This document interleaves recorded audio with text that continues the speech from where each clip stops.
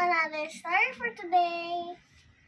Today, I'm gonna tell you a story about a tower to the moon. This is how the story begins. Once there was a king who wants to have a tower to the moon. And once he said to his carpenters to build a tower up to the moon.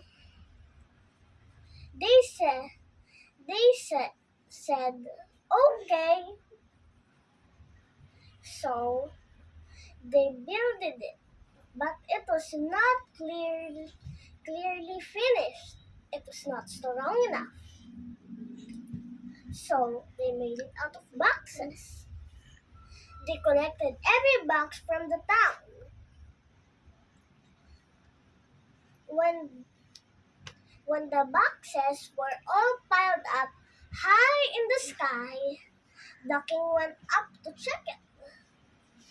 And then he said, "It's almost at the top of the moon. It only needs one box."